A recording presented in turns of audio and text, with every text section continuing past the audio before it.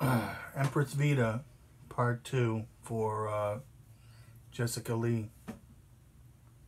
Did you think of me when the presence of the equinoxes suffered from an arrhythmia, inducing a miscarriage in the dunes which moan like sick animals, as whirlwinds of sand congealed with the ether of the sunset behind you, cloaked in cartilage softer than the petals of a daisy, did that coy nose of yours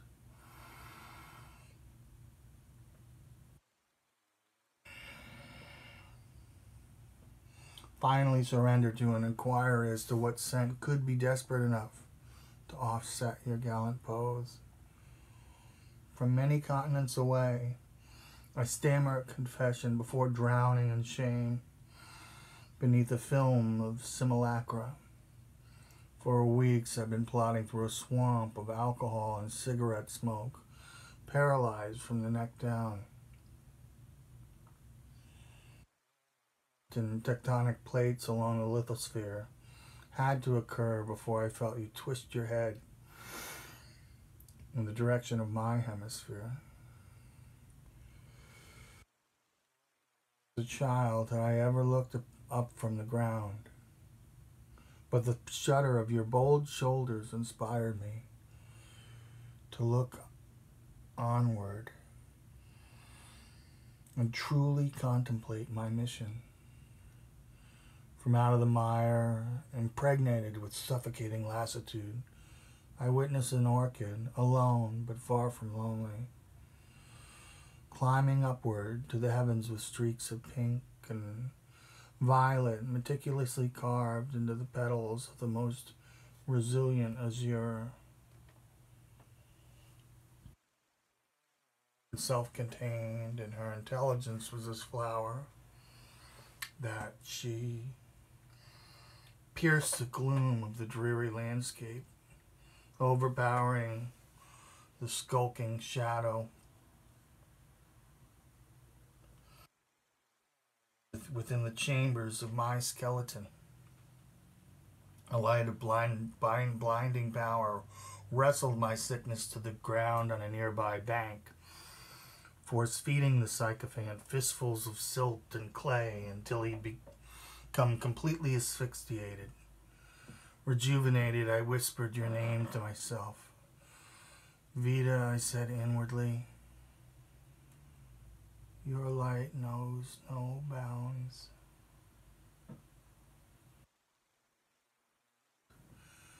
And mischievous as a horny feline,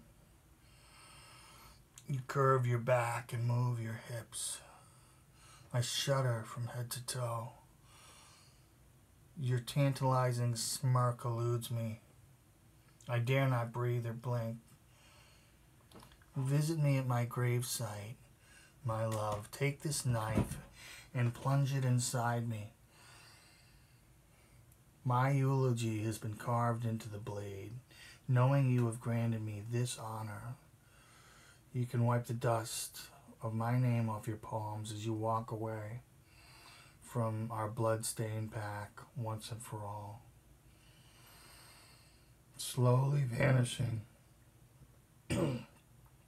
I will lie in peaceful repose atop my bed of soil, sinking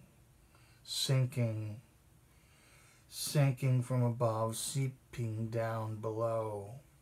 Your indelible autograph pushes down hard on my heart. I can think of no better way to be granted a reprieve from this mortal coil. But so long as I must live, let me hear just one fruit of your lovely lips. Immortal, outlined in pearls, the horn of plenty of your delicate hearing should never have to wince against the shrill wrath of my selfish requests. I always fear the darkness of my thoughts will irritate the fine tuning of your psyche.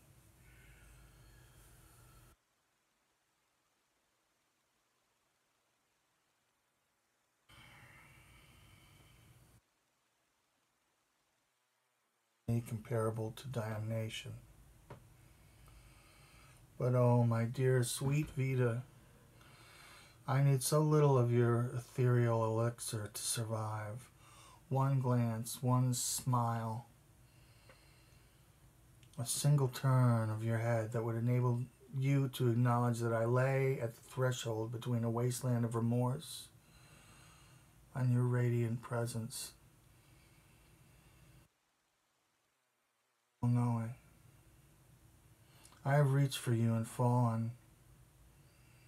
I know. I plummeted over the precipice of death only to defy my enemies by resurfacing to defeat yet another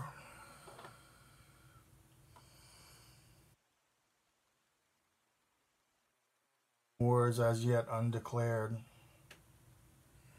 And when all of these skirmishes are over and nothing but ash and stench and decomposition litter the earth, I'll step over the cadavers one by one, marching in your direction once again.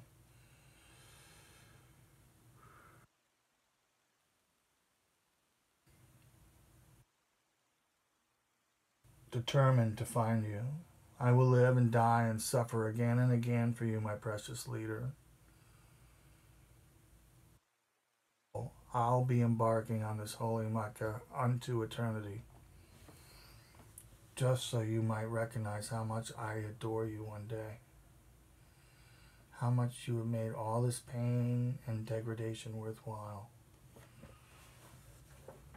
Peering over a shield blackened with flames, you stand high above the casualties, their corpses smothered beneath wisps of gray smoke that blanket the cracked and fractured fields of a nuclear fallout. A woman with the grace of such smoldering fire could have treated me with the same apathy as the archangels now ruling the aftermath we once called civilization. But you banished the approaching ghosts and tucked me into bed before dappling my bruised and battered face with jasmine-flavored kisses. Spit caused wings to grow from out of my temples. Just as a phoenix is reborn and takes flight from out of the inferno of the nest, I rose up from out of the hell that morning, and I've worshipped you ever since. My thoughts are never far from you, Empress, because whenever I pray for you, I'm triumphant against all these maddening agonies.